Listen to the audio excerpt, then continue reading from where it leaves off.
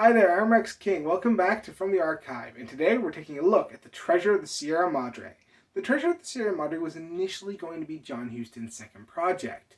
However, he was called away for World War II. After he got back and announced he was doing this film, Humphrey Bogart jumped at the chance to be a part of the project. He was inevitably cast as Dobbs in the main role. For the role of Howard, John Huston always considered his father, Walter Huston, for the part. But Walter Huston took some convincing, believing he was still a leading man. But he inevitably took the part and was rewarded with a Best Supporting Actor Oscar. For the role of Curtin, they went through several different actors, including at one point Ronald Reagan. God, that would have made a different movie altogether. Before settling on Tim Holt. The Treasure of the Sierra Madre was one of the first films to be shot outside of the United States in Mexico. This caused several problems with the production, including extensions on time and it going over budget, which gave Jack L. Warner a heart attack. Apparently, he really did not like this film going over budget, including at one point in the dailies when he saw Dobbs, this character, looking for water. He apparently jumped up and said, "If this SOB does not find water, I am going to go bankrupt." The film was released in 1948. The audience didn't flock to it. It really didn't do well at the box office. However, critics thought this film was a masterpiece and gave it raving reviews. This resulted in the film being nominated for 4 Oscars and winning 3 of them, including Best Director, Best Screenplay, both of which went to John Huston, and Best Supporting Actor, which went to Walter Huston. The only award it didn't win was Best Film from 1948. That went to a Hamlet adaptation. So is this film the timeless classic that most people make it out to be? I mean, it's on a lot of people's top 10 list and is considered by many to be one of the best films of all times. Does it really hold up to that reputation? Well, let's talk about it. The story follows Dobbs, a down-on-his-luck American played by Humphrey Bogart, who lives in Mexico, doesn't have a whole lot of money. And one day he meets a construction worker guy who runs this. I'm not really sure what he does, but he runs this construction site and he hires Dobbs to be a part of it. This is where he meets Curtin, played by Tim Holt. They work at the construction site for a long time. When they get back to the town, they expect to be paid. However, they are actually screwed over by the guy who's running the construction site and they don't get paid. This results in them going to a shelter where they meet Howard, played by Walter Huston, who is regaling other guys about his stories of being a gold miner and telling everyone that gold will inevitably corrupt every person who seeks after it. Dobbs is actually against the old man and says he would not be corrupted if he found gold. Later the next day, they find the guy who is head of the construction site, Dobbs and Curtin do, and they end up fighting with him. They knock him out, and Dobbs takes his money. However, he only takes the amount of money that both him and Curtin are owed, showing that he doesn't want more than his own cut. This is to contrast with him later in the film. We'll get to that later. So here on out, I'm going to be going into spoilers. So if you haven't seen this film, be warned. This film is from 1948, though, so you probably should have either seen it or heard of it by now.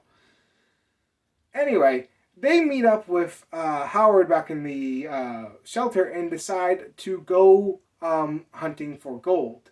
The trip is long, strenuous, and towards the end, Dobbs believes they should just quit.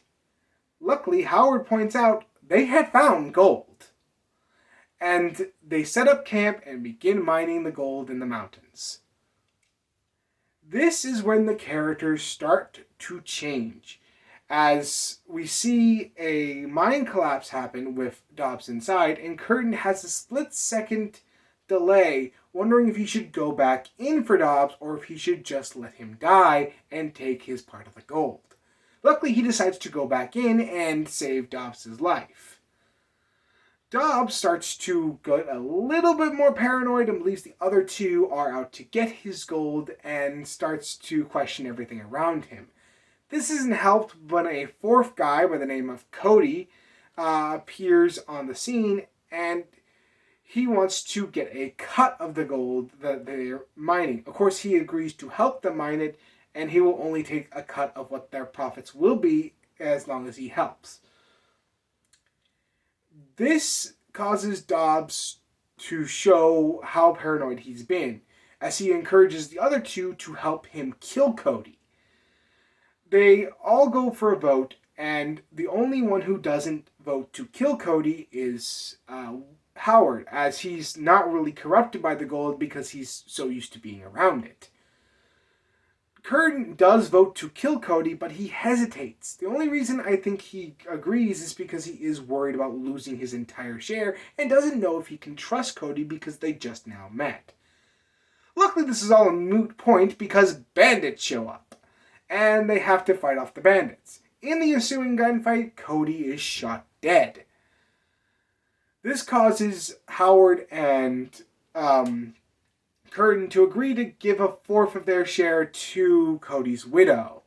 Dobbs refuses to do this because he views Cody as an outsider and views that entire idea as nonsense, proving again how gold has changed him and how it's affecting him more than the other two.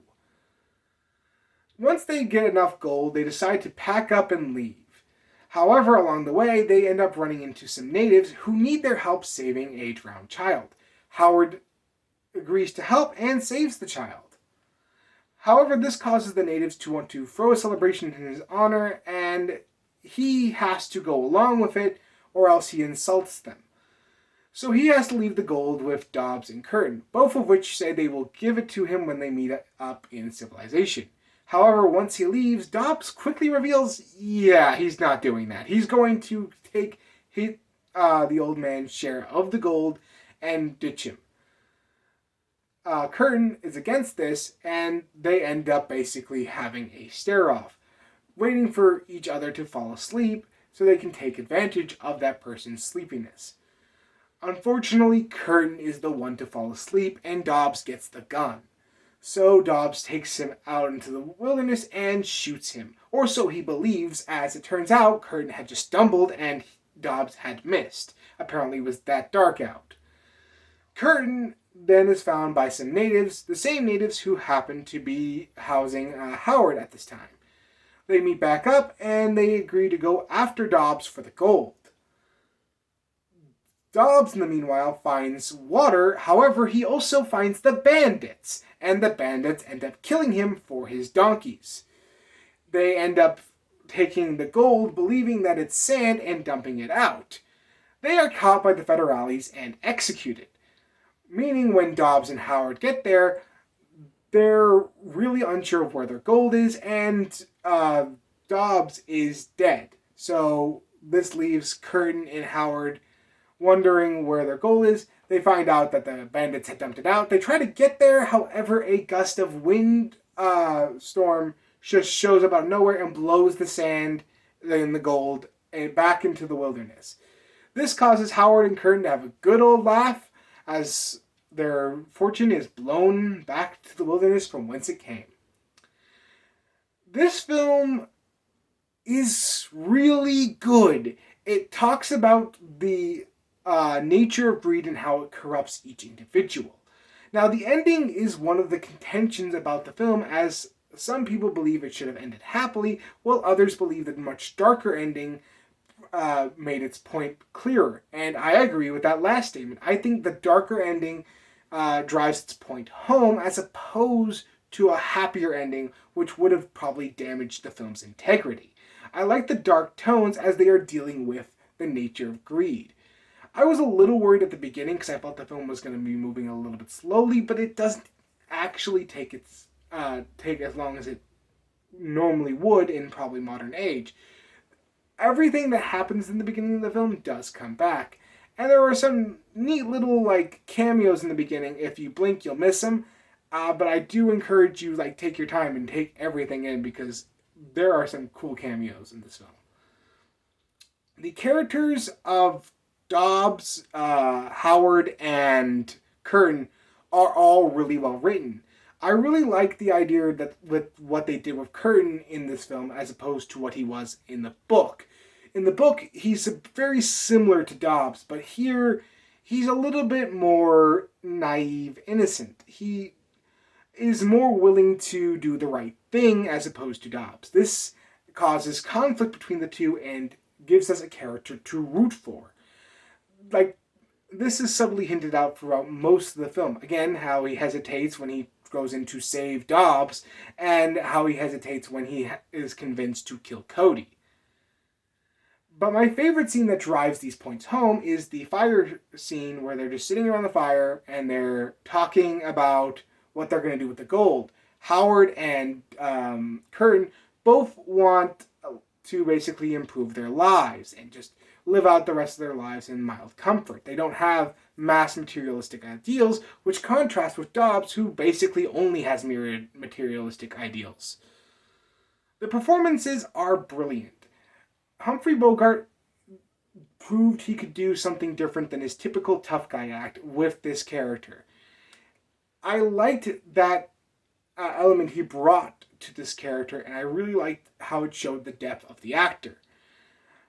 Walter Houston plays Howard brilliantly, and I love how he's like this mad old-timer, but he's also very smart, very intelligent, and he plays the character as a fast-paced, fast-talking character, but who isn't as tempted as the gold as the other two. Tim Holt does Curtin really well and brings his naive innocence with his facial expressions, and I really enjoyed his take on the character. The visuals, this is from 1948, so you would think the visuals would not have aged well, but to be honest, the visuals are quite good, probably because it benefits from on-location shooting, which not a lot of films from that time period did. The music score is also quite good. It's rousing when it needs to be, it's dark when it needs to be, it's everything that you want in a score in a film like this. So, what do I think of the final verdict of this film? Is this film a buy, a stream, which you can do on HBO Max, or is it a never touch? Well, in case you can't tell by my ranting and raving, my opinion is definitely this is a watch. Now, is it a buy? Well, let's look at the special features. The special features are a commentary by a Bogart biographer. I don't like commentaries by people who aren't directly involved with the film, so I didn't really listen to that one. 2 documentaries, one on the making of The Treasure of the Sierra Madre and one on John Huston. 2 shorts and a gallery along with a newsreel from 1948. And some audio radio show with the original stars from the movie. So overall, with all these special features, which are quite impressive, I gotta say this film is definitely a buy. I love this Blu-ray because it had a bunch of special features. It gave me a bunch of info, not just on the film in general, but on John Huston, who's one of my favorite directors. And the shorts are quite funny. So I really enjoy the Blu-ray here. So I definitely recommend this film as a buy. Anyway, that's what I thought about The Treasure of the Sierra Madre. What did you think about it if you've seen it? Let me know in the comments below. And if you like this video, like, comment, and subscribe. And next time, I will be taking a look at a film called Stand Up Guys. I'll see you then.